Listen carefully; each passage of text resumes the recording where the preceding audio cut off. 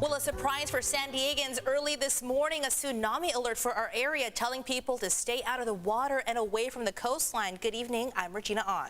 And I'm Steve Price. This all started around 8:30 our time last night when an underwater volcano near the South Pacific island of Tonga had an explosive eruption. This set off a tsunami several feet high that crashed ashore in Tonga a short time later. Now, at first it didn't appear that its effects would reach much farther, but overnight the ripples raced thousands of miles across the Pacific, prompting those early morning warnings from California all the way up to Alaska.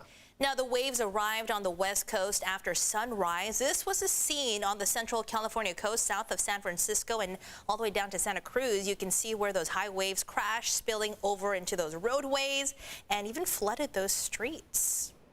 Well, despite the warnings here in San Diego, curious onlookers flocked to beaches and the bayfront hoping to just get a glimpse. Heather Hope spoke to renowned geologist Pat Abbott about the rare volcano-caused tsunami that reached our shores. The tsunami advisory definitely kept beachgoers on their toes. Folks here at Ocean Beach got a front row seat to see some epic waves coming in.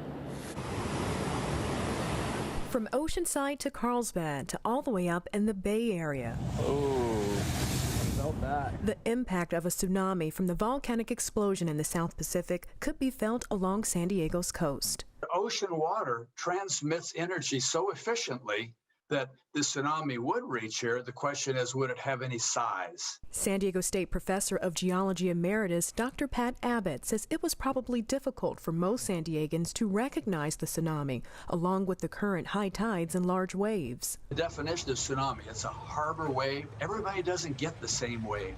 It depends. If you're up a river valley, you might get a really big one, or you're in a little harbor, get a big one. But for San Diego, where we're sitting here with a lot of islands offshore, those islands act as barriers and they use up a lot of the incoming energy, so we don't get as big a tsunami. Once the total surge hit the San Diego coastline, there was no damage, but the last tsunami to hit California came from Japan in 2011. It traveled 5,000 miles across the ocean and caused damage up and down the coast. This time in Mission Bay, the tide came in and then suddenly the water receded and went back to the rocks. The National Weather Service issued a tsunami advisory for San Diego County, and beaches were under a tsunami warning until the afternoon as a precaution. People were advised to move off the beach and get out of the harbors in the event that a tsunami capable of producing strong currents occurred.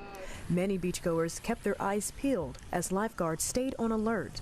Dr. Abbott says volcanic eruptions can often happen in a series over days or weeks. We may have seen the biggest eruption in the sequence, or it may yet be coming. And so that's part of what the advisory is kind of keep in the back of your mind that there are energy creating explosions going on in the Southern Ocean, which can come up and impact us. Heather Hope, CBS 8.